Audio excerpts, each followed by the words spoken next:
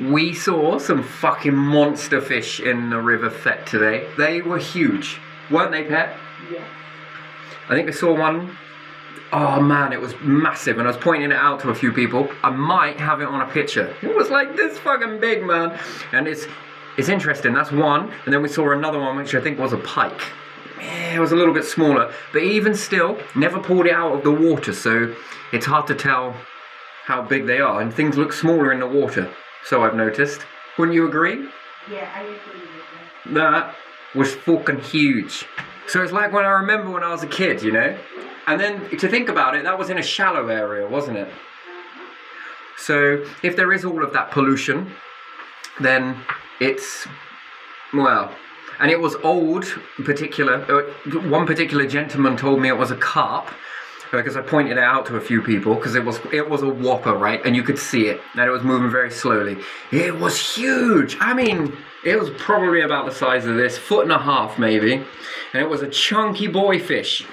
It was massive. It could have even been a girl. It was fucking huge. And some matey said to me, because I pointed out, wait, look at this. Have you seen the size of that? And they're like, do you see that one over there? And they're like, where? And I show him. He's like, oh my days. He goes, that's a carp, that is. So I was like, interesting. And he said, because of how dark it is, it's a really old fish. So I was like, right, gotcha. So I learned something today. And I pointed out to a few people up on the bridge. We've got a picture of it. So, yeah, interesting that there is very, very large fish. There was some small trout and some rainbow carp, which I do identify those, and a few others that were probably about this big. Some were about this big, but this one was huge. It was massive. And perhaps a pike, I think. Could have been bream. Either or, it was a whopper. Anyway. And it was in the shallower areas, so it was a bit more under the bridge, the Ironworks Bridge, which then takes you over to Button Island, and the old Argos, which is now a gym. So, yeah, it was huge. It was really good to see, because I remember that when I was a kid, that you'd see these large fish around, and it's teeming with life, as it usually is. So these things are quite defiant from pollution, and this monster fish that was in there, I got a picture, I'm pretty sure. If it managed to penetrate the water, we don't know, we're going to check that out in a bit. But it's, I can't remember what its end fin is called now, but it's paddle fin, I don't know what it's called. It had a bit missing from it, so something quite big had a go at trying to eat that, which was really interesting. So, yeah, good to see. And that was just in the shallows, so in the deeper areas, these are going to be even bigger. So, yeah, best believe that if there was some pollution in there, these ones have survived it. So, and yeah, that's more than a season for that big one. There was actually a couple, but still, this particular fish. And we were having some conversations on the bridge, which was really good for my anxiety, actually. I'm trying bit by bit. And it was a conversation about fish, and people were seeing it and getting really excited about it. So, because their belief system is that all the fish were dead, that there's not many fish in there. You can see the smaller ones. And then I was pointing all of these out. It's always when I go there, I always see large fish. Some are so big. Oh man, if I were to get that on the end of a line, whew. But I think they're more clever. I don't think they bite bait. That's the difference. Now, another thing that will happen that will decline the fish, one, is water companies usually pump their sewerage in the water, which isn't great. And two, there's a loss of trees. There used to be great big weeping willows hanging over the trees all the way down the river. These are not there anymore because they only last for so many years. Now, what's a characteristic with a weeping willow? They often got a lot of green fly on them. And when these dip near the water and the wind blows, all of the, the green fly go into the water, and you would think that these wouldn't feed fish, which they do. So if you don't reintroduce the trees for the council, county council, put trees back up along the side. They're fallen down, replant them, especially weeping willow, because these all have types of insects on them, and a large amount of them. And when the fish go down to these particular areas, which they can get to, they eat all of these, a bit like you would think that it would be incredible for basking sharks just to swim around with their mouths open. These fish do the same thing. So the decline, yes, pollution perhaps, but I think it's more so the food source is diminished because the trees are not being replaced near the river. Now I remember the old weeping willows used to dredge all the way into the water. Some of the leaves used to actually touch the water. And when the wind blows, this knocks off a lot of green fly. There are some other things as well. Among many, there's lots of insects that are attracted to these, and then these insects drop into the water and the fish have at them. But with the lack of trees and no one is replacing the trees near the water, this is diminishing the fish, because what else are they going to eat? Fucking weed? Well, of course, this weed is seasonal. And the bugs, so they have to eat a lot, and they don't eat in the winter, they go in torpor mode. But if they don't eat enough, then of course the numbers are going to dwindle. So it was really good to see some colossal fish in there today, and they were monstrous, weren't they? Yeah, they were. So the other one looked more like a pike, slightly smaller, but the other one, what would you say, bigger than a bottle, wasn't it? Bigger than this bottle. Yeah, both of them were. Well, I don't know, I'd say one was smaller than the other, and the other one was quite thick. It was very chunky, wasn't it? Yeah, I think the pike was younger. Yeah, that was definitely younger, and that was in a shallow area, right? And then it head off towards where all the old weeping willows used to be. Yeah. You know that part where you walk down and it takes you all the way down to Abbey Farm? Yeah? Along the river? Yeah. That used to have weeping willow after weeping willow hanging over. And the weeping willow are renowned for greenfly. Oh, So they will swim down this particular area. They won't go down the weir, but they will eat all of the insects that are on the, the willow tree. And the insects then, they eat a lot of these per season. This is what I remember anyway. So yeah, pollution perhaps, but I don't know. These seemed very tenacious and they looked very healthy. One had a slight damage to the back of the fin, but that looked like that had been bitten off, didn't it? yeah. That looked more like a pike had got that. Yeah. So I remember the old pikes that used to be there. One was known as One-Eyed Jack. The thing is that what I think needs in that river, underneath that iron bridge where the old Argos used to be in the Travel Lodge, is that what it's called? Yeah. Premier Inn? Underneath that bridge there needs to be some cameras put in. And some underwater cameras would be especially great. And if you had a screen of this in the town, any fish that swim by that particular area, because it's so clear, but the problem is with it, the river creates a lot of shine. So you got to be at the right angle in order to be able to see into the water. And then people can really then get an idea of what is inside the water. So one needs to be looking down from the bridge because it's shaded there, and at most of the time of the day, the sun is at that right angle that allows you to see into the water as we saw it today, yes? And you know that I was hovering for a bit. I knew they were there. I knew they were still there. Just something, I felt it in my water. Speaking of fish. Yes, in my water. So it was really good to see those. And I think it was really good for the other people that I was showing it to, yes? Because that guy stood and had a conversation, didn't he? Yeah. And he said, oh, better go, because wife might be, wondering where I'm at. So, yeah, that was good for him, because he was remembering things. And I said, when I was a kid, there used to be quite a few. And he said, even when he was a lad, they used to be like that. Yeah. So, yeah, and what do you reckon now, Pet? Do you believe me when I tell you that I saw colossal fish in there? I do. You see it for yourself, yes? But I always did.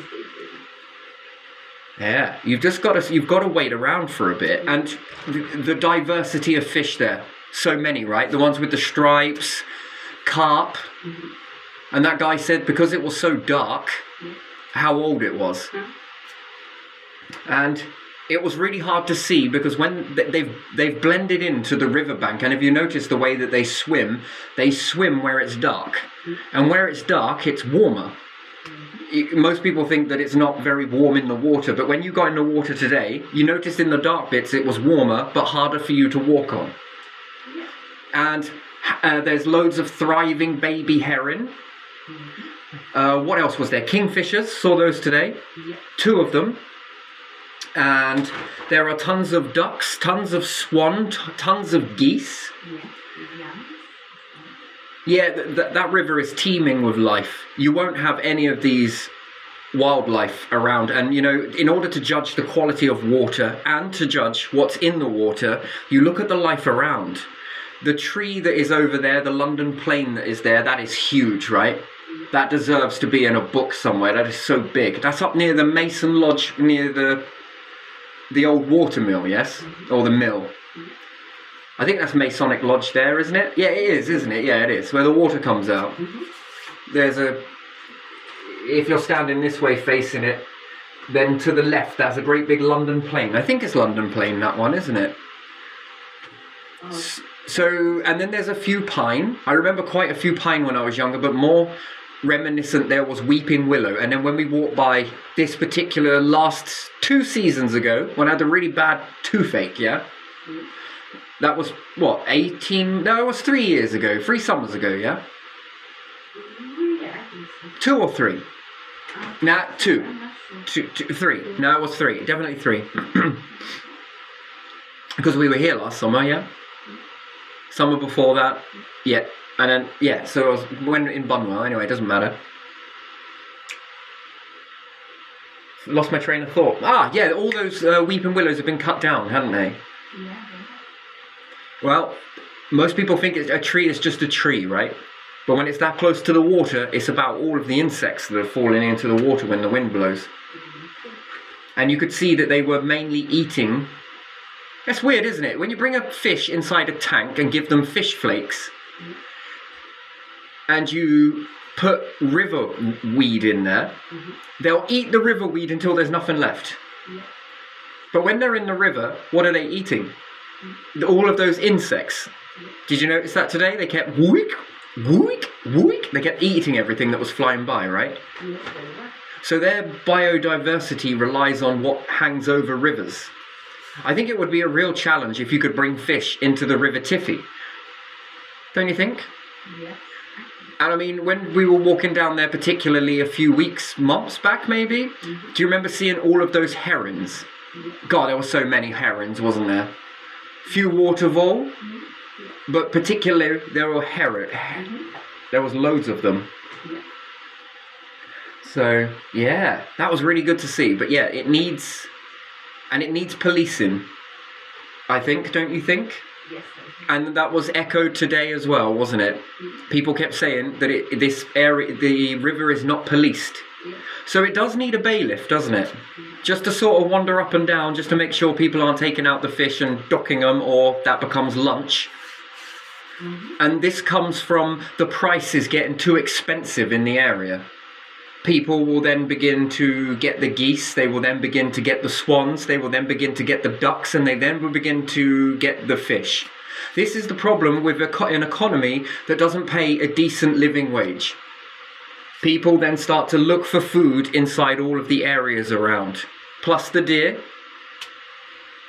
I think it's got something to do with the economy.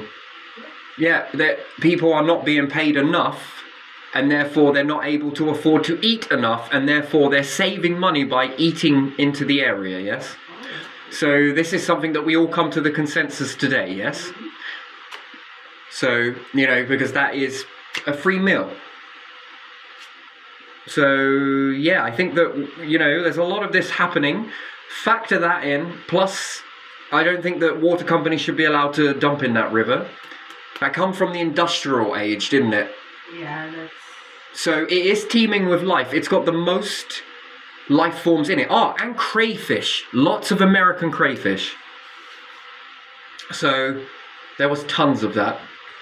And then there were tons of people in the water as well, right? Near enough a school's worth of people in the water. And do you see how close the swans and the geese were getting to them? Like, it was almost animal with nature sort of thing. And everything seemed to be having a good time. Plus with the ducks as well, yeah? People were actively doing their thing, and the geese were doing their thing as well. That's pretty cool, wasn't it? Didn't you think that was awesome to see that? Yes. Man and nature, humans and nature working together, nice. So, yeah, I think there's a lot of issues with that, and it would be a shame to lose that diversity in Thetford, because it is a beautiful river, that. And it's got, what, 4 different types of water plants. I think what I've counted so far, and that's only what I can see, so, yeah, there's lots of fish in there. Man, there's tons, and they're big boys, big girls as well. So, yeah, that's impressive. It really was impressive. So, I'll have to have a look through the pictures, see if I can clear them up. But I can get some better pictures of these. I got an idea for that anyway, just to show the life that's there is old life. It's been there for a very long time. So I just think that you've got happy fish that breed more if there is food falling into the water. And most natural rivers in the UK used to be surrounded by trees either side. And not man-made dotted, no. It was more natural surrounding, wasn't it? Yeah. So all of the bugs that were able to get above the water would fall off accidentally, and then this would go on to feed the fish. So yes, pollution perhaps, but I think it's more down to the trees. Replace the trees either side of the river. And again, do you know, this one's going to sound weird, horses used to walk back and forth there.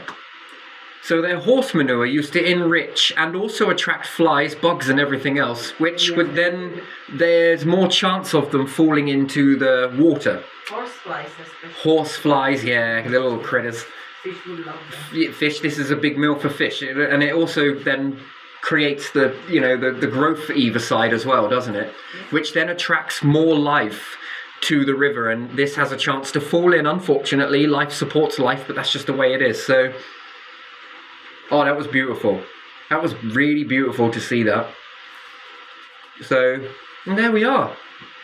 But that bridge looks a bit worse for wear, the other one further up, doesn't it? Yeah, it's cracking. It is cracking, and there's a bit of shift in it as well. So the next time I go, I promise I'll take some video of it and I'll zoom in and show you, because it might be really hard to see because it gets overgrown in the summer, that's it, and then you don't see it. And then winter, there are not many people walking out, and if they are, they're not really paying attention touching the bars because it's too cold. And in the summer the same thing happens, they don't touch the metal bars because they're too bloody hot. So yeah, it's interesting. Beautiful area, that is such a beautiful area. But from when I was a kid, there used to be lots of trees there, Petra. Yep. Even where the ice cream stand was, there's a few that have been knocked down. You know, I think that we need male and female trees so that they can continue regenerating, because it's good for the biodiversity. We often look at the river, we're constantly looking at the water quality. So, that's interesting. And I think that also putting in a load of air plants. You know, the ones that are growing in the Abbey? Mm-hmm. Not here, the Abbey, but the old Abbey, the ruins, the Priory. Yeah, prior. You see all of those air plants there? Yeah. Those should be encouraged to grow at the side of the river. Mm-hmm. Because that will bring in and promote more oxygen and bring more life, these things fall in. You know, we've cut down, and there used to be the old anchor there. There used to be a few big trees there as well. Yeah. And they used to be around Castle Park as well. These get chopped down and no one ever replants them. Mm-hmm. Which is a real shame, really, isn't it? Which then keeps the roots go in there and keep the chalk mounds together. Yeah. So eventually you start to see the erosion happening. The roots actually are really good in chalk. Have you noticed that? Yes. Because chalk is not exactly... It's you want to think of it as holy cheese. Mm-hmm. And the roots really bed in and they grip down on it, but they also act as anchors or stabilizers. We often use pieces of metal, don't we? We call it rebarb, but nature's natural rebarb is tree roots. And then when they swell up, you know, it's interesting really, isn't it? You'd expect to see all of the rivers white here, wouldn't you? Full of lime scale either side, wouldn't you? Yeah. Like you got inside in your taps at home, right? Yeah. But it doesn't happen. It doesn't happen, does it? Mm-hmm. So that's kind of weird, isn't it? And most of the reservoir are not coming from chalk, so why do you put it in there? I think this is a way to self-seal the pipes. If you get a leak, a small one, and you put a lot of, mineral content into it, Yeah. but it's detrimental because it also blocks the pipes as well, doesn't it? Yeah, I think here in Britain we need a whole new purified water system, and then when people come here they can really taste the difference from the tap. Fuck, you know, have you tried this, son? Yes, I'm all for minerals, but I'm also understand that we can overdose on these things and overdo it. Yeah. Do you know what I mean? Mm-hmm. And I think then when overdoing it, you know, that's when we have problems. That's when we have issues, I think. And yeah, this runs into detrimental. That's why elephants don't eat minerals all the time. They do it now and then. Yeah. Knowing when to do it, I think, is the difference. But having it constant, I think we overdose on it. So there you are. There you are. It was good to see. It was really good to see. So yeah, what a day. What a day. So it's been good for confidence building for myself. A little bit of that. All over a bloody fishes, right? Is it fishes, plural? No? That doesn't work, does it? Fish. No, it's Just fish. Fish means one or many, yes? yeah. But usually when we said fish back in the past, it meant many, yes? Yeah. Now you're lucky to see a few, right? So from all the rivers you've seen, would you say that this river is massively abundant in fish? Yeah, it is quite abundant, I would say. The industrial age, that created that. And there used to be warmer waters there, by the way. Fish love warmer waters because it means that they can eat for longer. Too warm and it dries out, that's not a good thing. But they're not stupid, they will go off further downstream in these.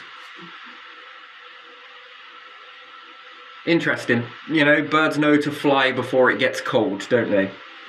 So fish know that when the water goes to drain out, they bugger off downstream. And once they go downstream, they can't get back. That's the thing.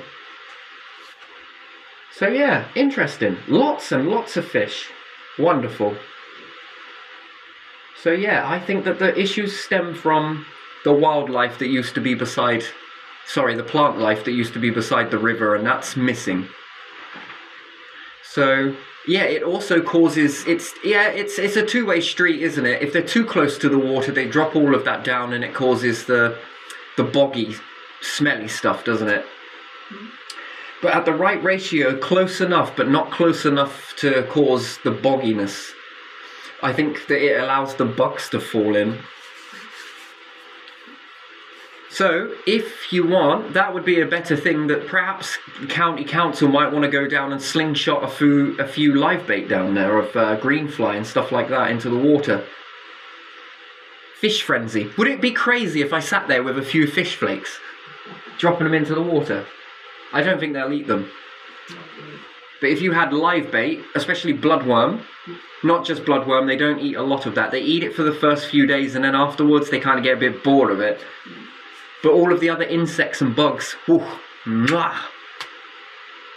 Well, you know, if the locusts come, don't worry, the fish will be fed. Not just with chips. Yeah, interesting. Anyway, gonna leave it there, but that was an interesting, very interesting day.